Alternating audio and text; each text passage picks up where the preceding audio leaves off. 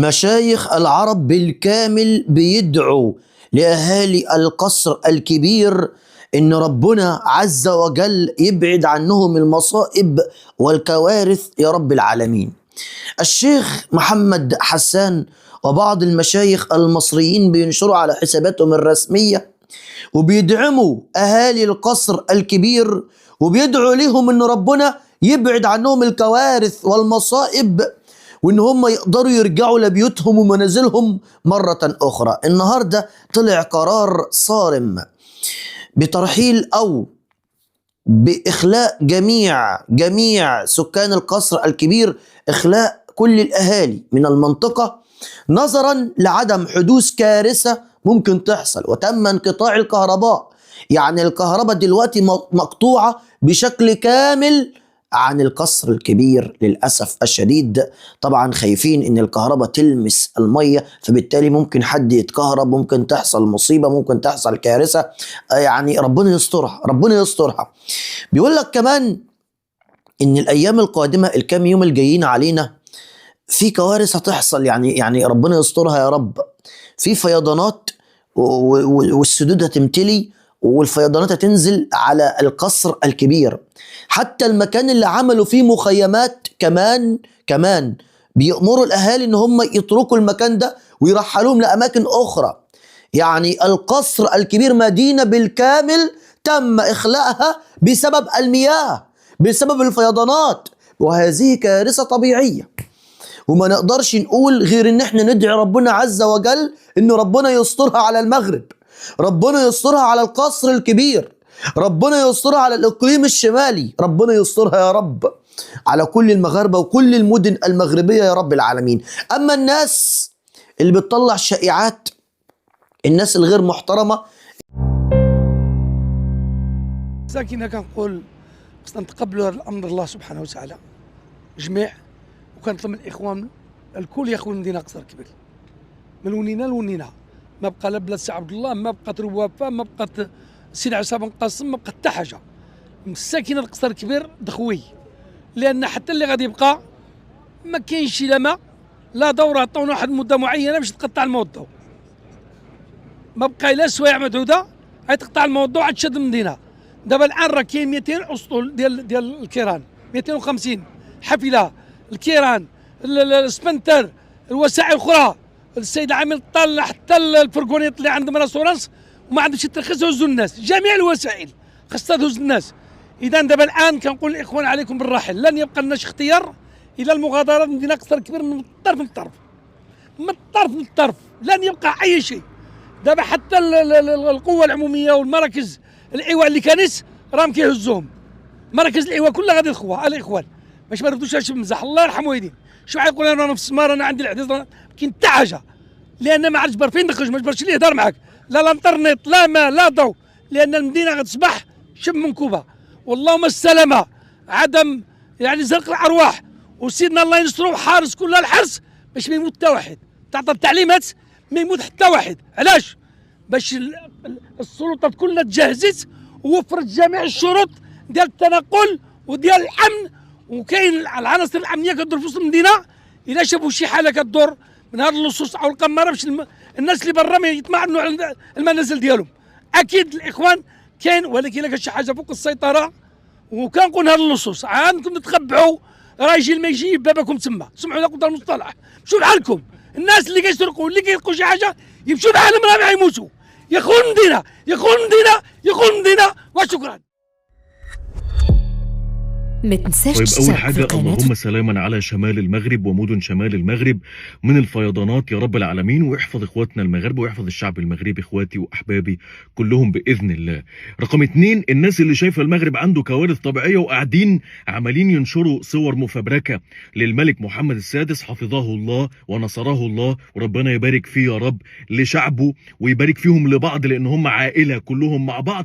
سايبين كل الناس، سايبة الفيضانات اللي حاصلة في المغرب والناس عندها كوارث طبيعيه مركزه فيها، والمغاربه بينقذوا ما يمكن انقاذه، ودول قاعدين يفبركوا صور ويركبوا صور على موضوع الجزيره بتاعت إبستين والكلام اللي عمال يحصل، وعمالين يتكلموا. السوشيال ميديا كلها كل ما افتح فيديو الاقيهم مركبين صور وبيقولوا بصوا ومش عارف مين متورط في ايه ومين متورط. يا جماعه ابناء كوكب لالا اللي مركبين الصور دي، الملك محمد السادس فوق دماغك انت وهو حبيبي. عايز شويه عيله عبيطه قاعده عماله تركب فيديوهات وصور. الملك محمد السادس فوق دماغك انت وهو حبيبي، والمغاربه فوق دماغك يا حبيبي، وبالذات على تصيله جده ابوك المغرب يا حبيبي. وخلوا المغاربه في اللي هم فيه، عشان هم عندهم دلوقتي كارثه طبيعيه واقفين قدامها، فخلوهم في حالهم يا جماعه.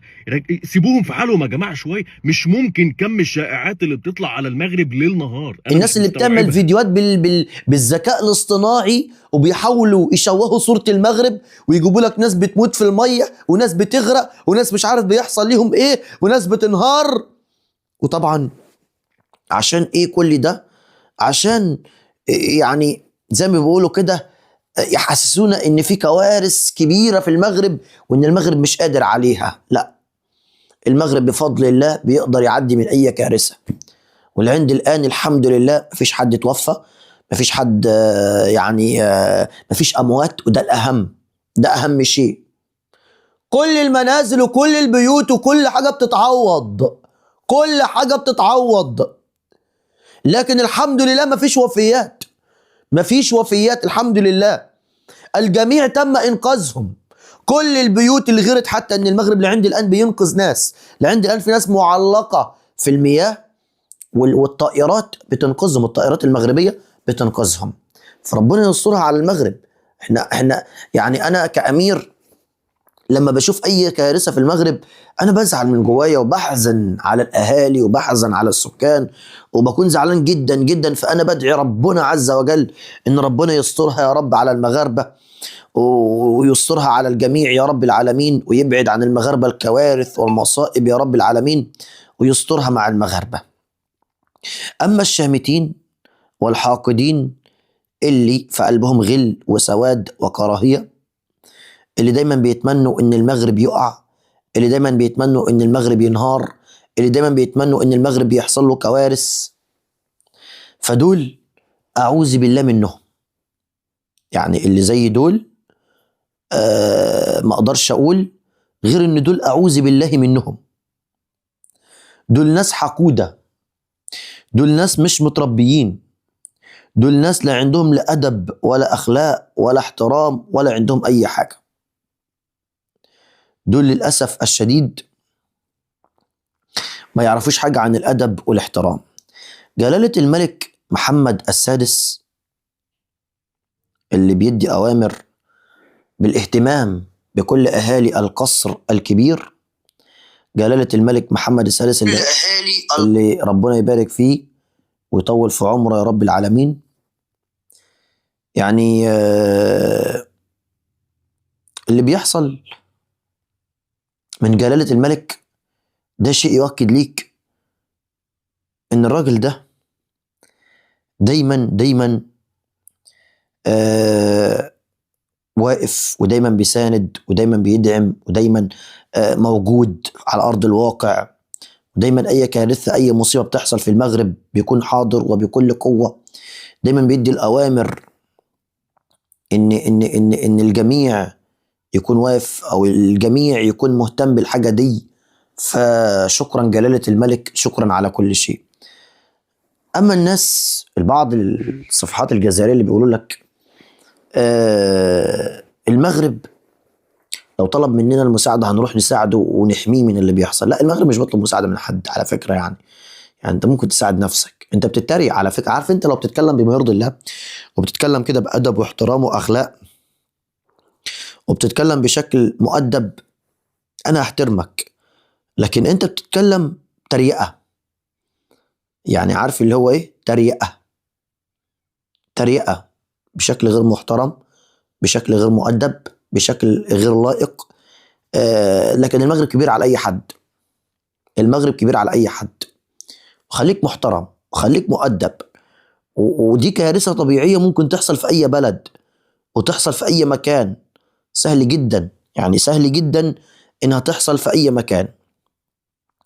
فربنا يسترها يا رب على المغرب وربنا ينصر المغرب على الأعداء يا رب العالمين. حاجة تانية أخيرة عايز أتكلم فيها.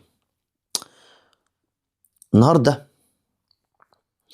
الكاف الأفريقي بيبعت طلب للمنتخب المصري أو لمصر بتنظيم كأس أفريقيا 2028 القادم، اللي المغرب رفض رفضا تاما بتنظيم هذه البطولة. يعني هم كانوا عايزين المغرب ينظم هذه البطولة، لكن المغرب رفض،